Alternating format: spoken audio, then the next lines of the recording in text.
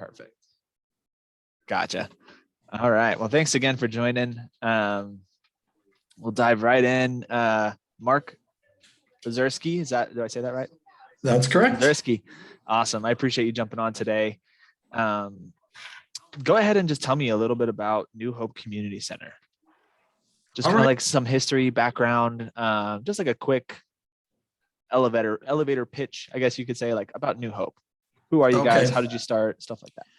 All right. Well, New Hope Community Center is an outreach mission from Broadway Christian Church. And about 8 years ago, one of our elders thought it would be nice to get all of the outreach missions together under one roof. And so they came to me because I was working family aid, which is where we help people with the utilities and things, and asked if I would be willing to head that up. And that kind of started it. So we've been open for almost 7 years, and we have the food bank, we have a clothing ministry, we have family aid, where we do utilities. And we started off gangbusters in January of 2016 and haven't looked back. So God, everything is, we follow God's lead, and God has blessed us immensely.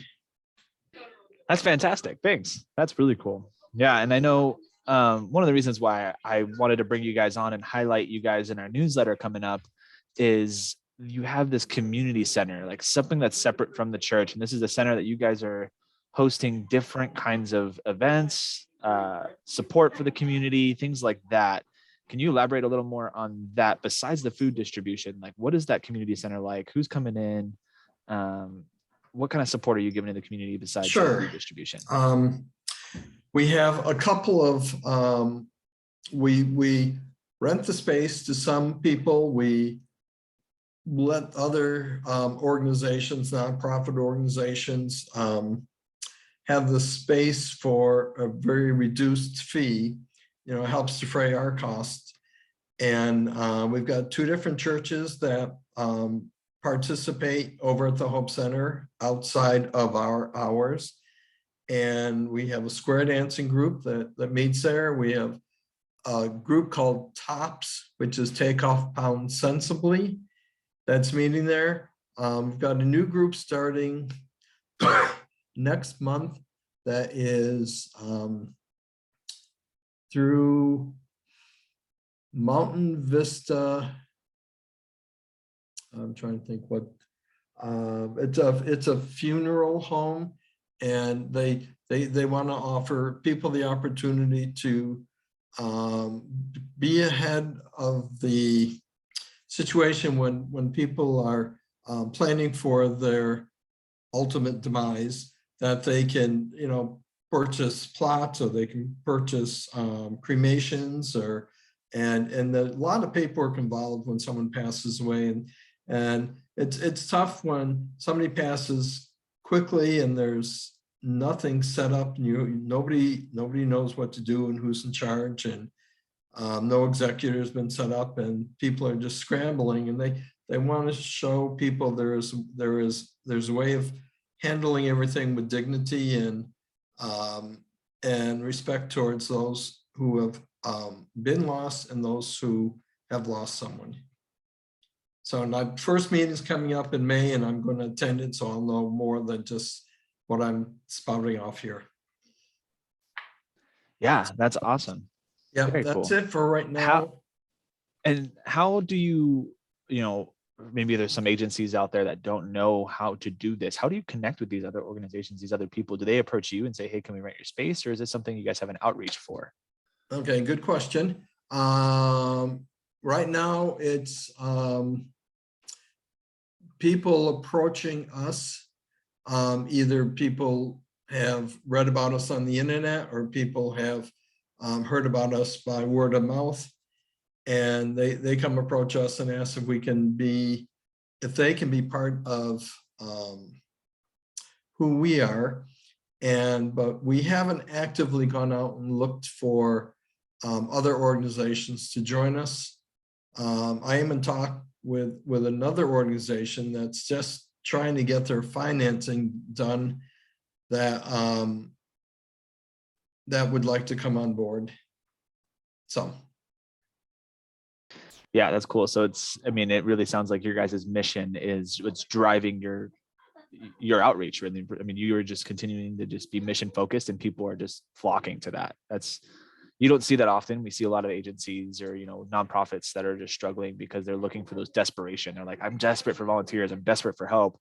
But then, we're trying to help change that mindset of be more mission driven. Just continue to hit your mission, try to hit those goals, and people are going to flock to you. They're going to see this and they're going to be like, I want to be a part of that. I want to help and support that.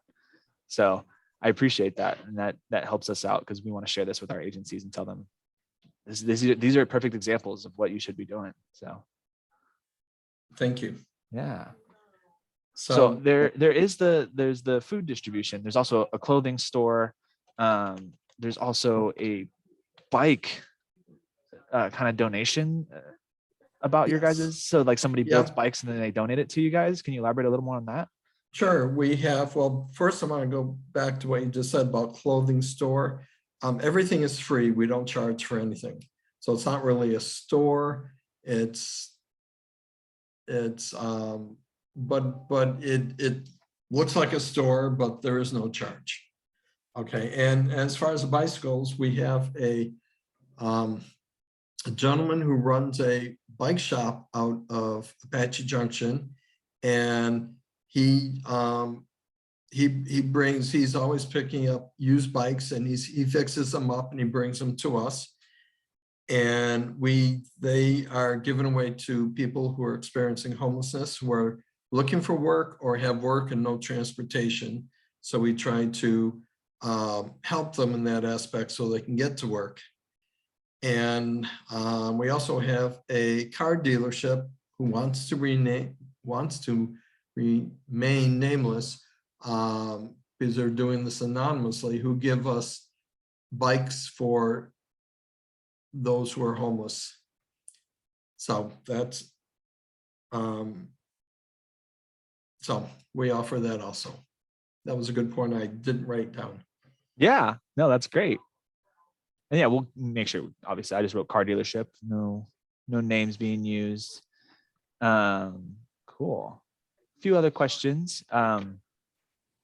What challenges, of course, besides COVID, everyone had the COVID challenge, right? But what challenges have you guys faced to get to where you're at today? What obstacles have you overcome? What challenges are still occurring, if you don't mind sharing those, that you kind of see within your community, within the organization, et cetera? Okay. Well, I'm not even sure where to start with that. Let's see. I can, if I go back to pre-COVID, before COVID, we actually saw more people pre-COVID than we're seeing now.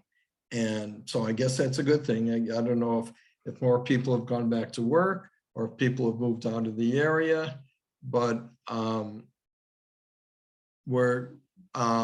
but our numbers are picking up, which is not necessarily a good thing, but our numbers are picking up. And challenges, our biggest challenge is during the summers. During the summers, people who do food drives for us move back up north or move back to Canada. We lose about half of our volunteer staff, and some days we're running on like a skeleton crew. So those are our biggest challenges. People have in the recent past been very generous. People have been literally, people have walked off the street and just brought in money and given us money.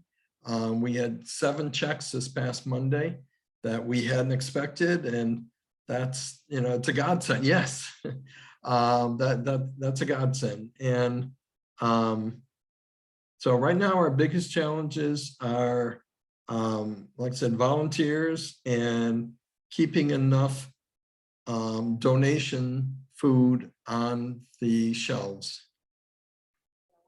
Yeah, definitely. And, you know, I was just, so, you know, you can definitely go back and take a look at this too. We did just do a recent interview with an agency called Empowerment Systems Inc. And it was really interesting. You know, they have a program called, oh man, I'm blanking on the name of it now. It's empowering something. It's where they bring in student leaders from ASU, NAU, U of A, Maricopa County community colleges, stuff like that, to kind of help bring some innovative projects. But they also, as they are doing these innovative projects surrounding the food pantry, they're also volunteering at the food pantry. So it's kind of like a win-win, right? And then these students are obviously getting the hands-on experience for the real world, stuff like that. And so I know that you're saying like snowbird volunteers. Of course, we love that, you know, anybody wants to volunteer, but sometimes bringing in those younger generations might help sustainably keep you guys thriving with volunteers in the future. I could definitely connect you with Deke if you're interested in exploring that more. How they bring in young volunteers and stuff like that. Yes, I would. Yeah, definitely. I can definitely connect you guys. He said in the interview, and you can watch it. It's on our YouTube page. I could send it to you. He said that he's totally interested in helping anybody who wants to explore that realm more. That's within our network, at least. I mean, of course, we're not sending him to go talk in New York, right? But anybody that's in our network, he wants to help out. So, Okay. yeah, perfect. Well, cool. And you don't have to share anything here, but this is just kind of, I want to pick your brain a little bit. Is there anything upcoming that your agency is trying to explore that's maybe something that you haven't done yet, but you guys are getting ready to do? And if Okay, it's under wraps, you don't have to share it. It's totally fine. Okay, well, there are a couple things. We've partnered with Solari, Arizona 211, and we've started doing Doordash for our clients who don't have vehicles or who are debilitated in some way where they can't get in. And if they're in our system, we can set them up where DoorDash can bring them their food and they don't have to come in at all. And so we're really excited about that. I just received an email this morning we're going to contact somebody on Monday and set that up. We also, we're getting ready to go back to client choice, where the clients can come in and pick out their own food. We give them on a cart, we have all their TFAP food ready, and that's already on the cart. And then they get to look through the rest of our shelves and pick and choose what they would like for their meals. And if we have extra meat, which is not as much these days, but if there's extra meat, they get to choose an extra meat besides a TFAP that they can take for their family. And we're trying to give them the courtesy of allowing them to pick out their own food instead of us just throwing things in a box and handing it to them. But we're also, some of our clients would rather us do all the shopping for them. So we will continue that. So the client will have a choice whether to select their food or for us to select their food. So we're doing that. And we feed about 100 homeless a week. And in the past, when I say in the past, we're changing that this coming Tuesday.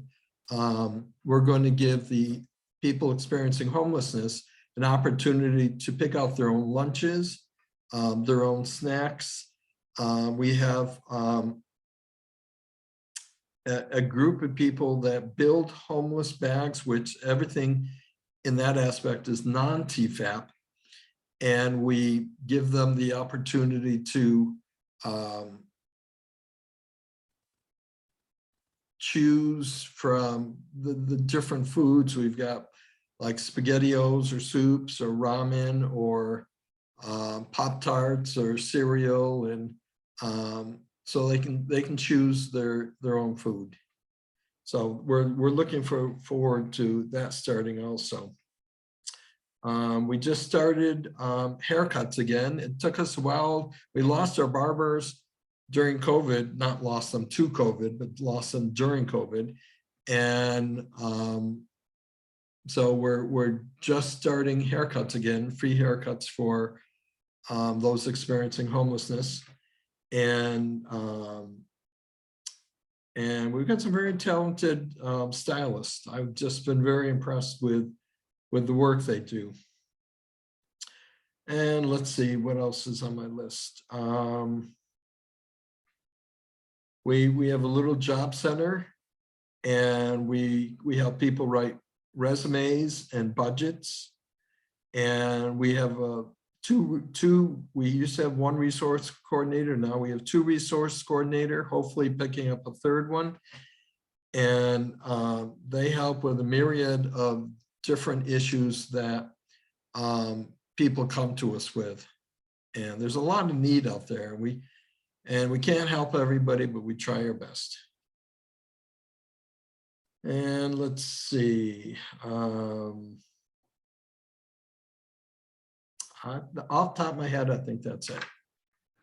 That is so much. Oh man, that's, I mean, resume building, haircuts, to Arizona 2-on-1 partnerships, and Doordash. Doordash is huge. That's a big one. I would love to hear more about what you guys are.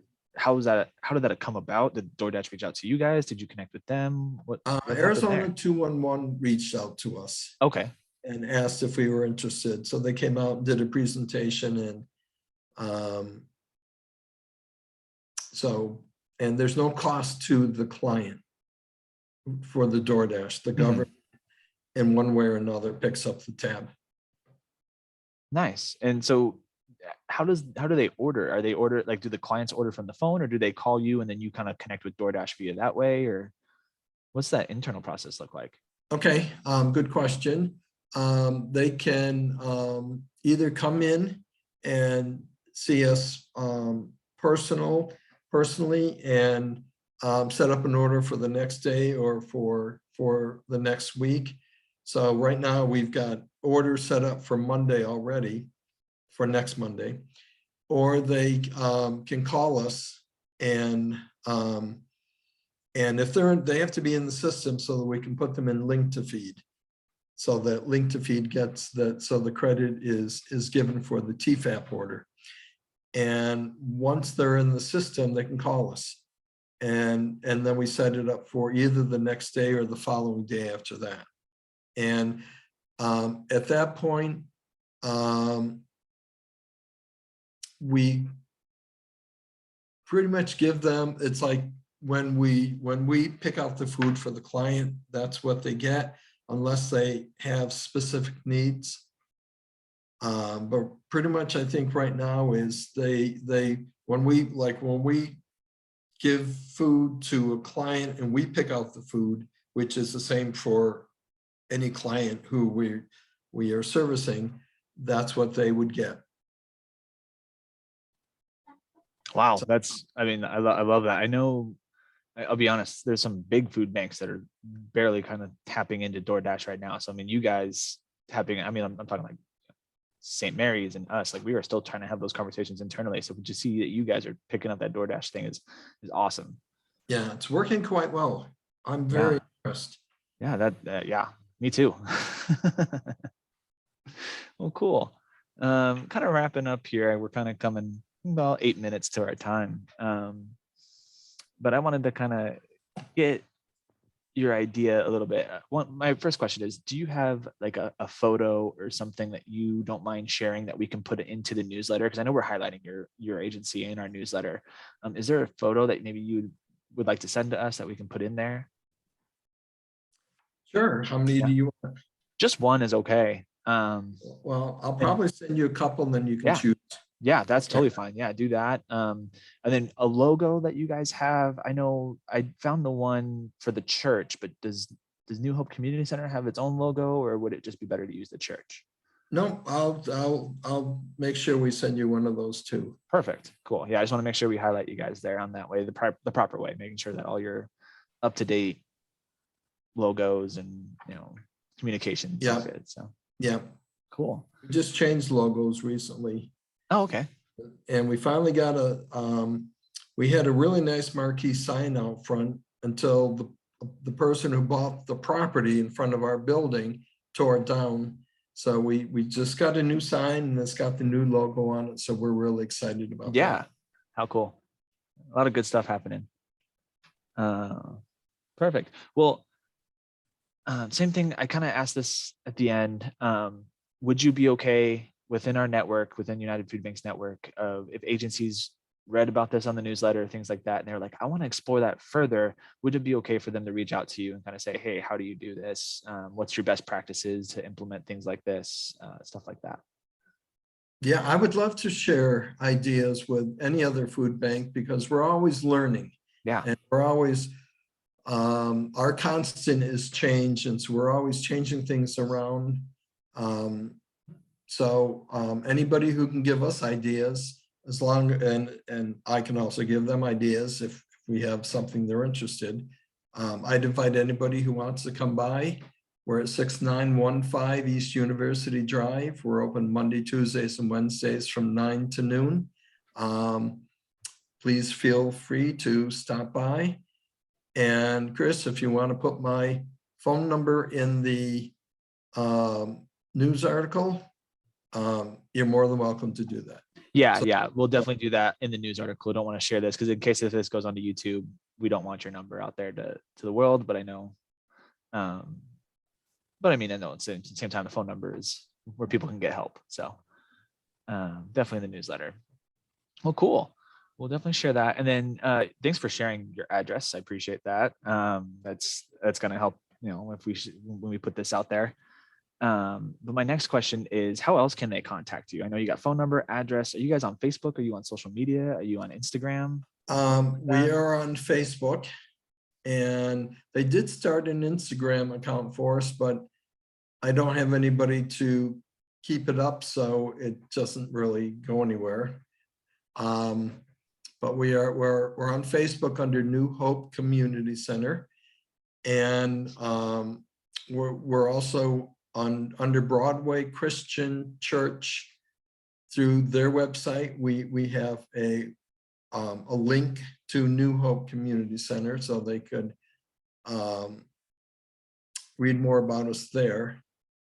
So, and then I've got an email address that you can put in the newsletter if you'd like, and then people can reach me that way also.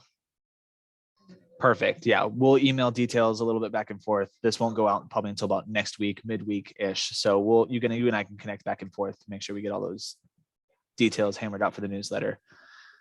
Well, awesome. I appreciate it. And like you said, we're all still learning. So that's my whole process, and what I'm trying to approach with this project of recording and interviewing with agencies is that everyone's still learning. We're all trying to grow together and end this overall goal of ending hunger, right? We want to make sure that everyone's fed and they get the resources that they need. And not only, with the food, but poverty in general, trying to help support them in other ways like community centers and giving bikes and helping with rent or whatever it is. So always sharing these best practices. Yeah, well, unfortunately, we don't help with rent. Right. We tried that and it was just cost prohibitive. We just couldn't afford it. Yeah. And that happens. Yeah. But, sharing best practices with our network is going to help out, and hopefully other agencies can support you, like Empowerment. I'll get you guys connected. So then that way you guys can kind of explore how we can bring younger, more sustainable generations to help volunteer within the communities. So, well, Mark, I appreciate you taking the time to chat. It's awesome stuff. I'm going to type all of this up. We'll connect back and forth, get some photos and phone numbers and emails, details hammered out. And I guess I'll ask the question one last time. We're at the end. Are you okay if we do share this on YouTube? Sure. Yeah, cool. Perfect. All right. Well, I appreciate it again. Thank you very much, Mark. It was great chatting with you. Okay. Well, I have to say the glory goes to God. There you go. Yeah, absolutely. Okay. Thank you, Chris. Yeah. Thanks, Mark. It. Okay. We'll talk to you later. Take care. Bye-bye. Bye.